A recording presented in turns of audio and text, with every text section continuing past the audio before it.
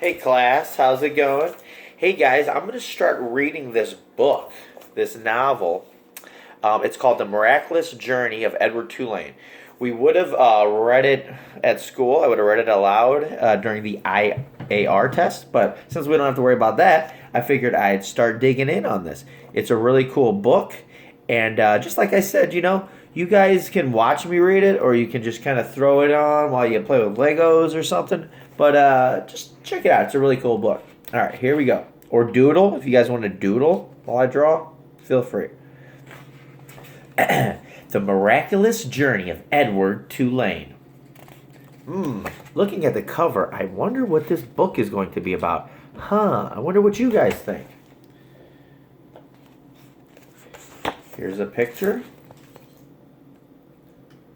And here we go. Chapter 1. Once, in a house on Egypt Street, there lived a rabbit who was made almost entirely of china. China means like glass. He had china arms and china legs, china paws and a china head, and a china torso and a china nose. His arms and legs were jointed and joined by wire so that his china elbows and china knees could be bent, giving him much freedom of movement. His ears were made of real rabbit fur, and beneath the fur there were strong, bendable wires, which allowed the ears to be arranged into poses that reflected the rabbit's mood: jaunty, tired, full of excitement. His tail, too, was made of real rabbit fur and was fluffy and soft and well shaped. The rabbit's name was Edward Tulane, and he was tall. He measured almost 3 feet from the tip of his ears to the tip of his feet. His eyes were painted a penetrating and intelligent blue. In all, Edward Tulane felt himself to be an exceptional specimen. Only his whiskers gave him pause. They were long and elegant, as they should be, but they were of uncertain origin. Edward felt quite strongly that they were not the whiskers of a rabbit. Whom the whiskers had belonged to initially, that unsavory animal, was a question that Edward could not bear to consider for too long. And so he did not. He preferred, as a rule, to not think of unpleasant thoughts. Edward's mistress was a 10-year-old dark-haired girl named Abilena Tulane, who thought almost as highly of Edward as Edward thought of himself. Each morning after she dressed herself for school, Abilena dressed Edward. The China Rabbit was in possession of an extraordinary wardrobe composed of handmade silk suits, custom shoes, fashioned from the finest leather and designed specifically for his rabbit feet. A wide array of hats equipped with holes so that they could easily fit over Edward's large and expressive ears. Each pair of well-cut pants had a small pocket for Edward's gold pocket watch. Abilene wound his watch for him each morning. "Now, Edward," she said to him, after she was done winding his watch, "when the big hand is on the 12 and the little hand is on the 3, I will come home to you."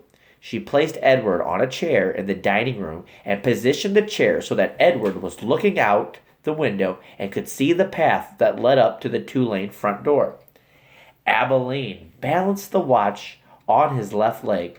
She kissed the tip of his ears, and she left, and Edward spent the day staring out at Egypt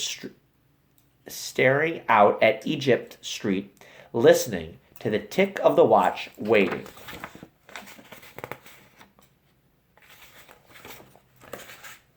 Of all the seasons of the year, the rabbit most preferred winter, for the sun set early then, and the dining room windows became dark, and Edward could see his own reflection in the glass. And what a reflection it was! What an elegant figure he had! Edward never ceased to be amazed at his own fineness. In the evening, Edward sat at the dining room table with the other members of the Tulane family. Abilene, her mother and father, and Abilena's grandmother, who was called Pellegrina. True, Edward's ears barely cleared the tabletop, and true also he spent the duration of his meal staring straight ahead at nothing but the bright and blinding white of the tablecloth. But he was there, a rabbit at the table. Abilena's parents found it charming that Abilene considered Edward real, and that she sometimes requested that a phrase or story be repeated because Edward had not heard it. Papa, Abilena would say, I'm afraid that Edward didn't quite catch that last bit. Abilene's father would then turn in the direction of Edward's ears and speak slowly, repeating what he had just said for the benefit of the china rabbit. Edward pretended Edward pretended, out of courtesy to Abilene, to listen. But in truth, he was not very interested in what people had to say. And also, he did not care for Abilene's parents and their conceding manner towards him. All adults, in fact, conceded to him. Only Abilene's grandmother spoke to him as Abilene did, as one equal to another. Pellegrina was very old. She had a large, sharp nose and bright black eyes that shone like dark skies. Dark stars. That makes more sense. It was Pellegrina who was responsible for Edward's existence. It was she who had commissioned his making, she who had ordered his silk suits and his pocket watch, his jaunty hats and his bendable ears, his fine leather shoes and his jointed arms, and legs, all from a master craftsman in her native France. It was Pellegrina who had given him as a gift to Abilene on her 7th birthday. And it was Pellegrina who came each night to tuck Abilene into bed and Edward into his. Will you tell us a story, Pellegrina? Abilena asked her grandmother each night. Not tonight, lady, said Pellegrina.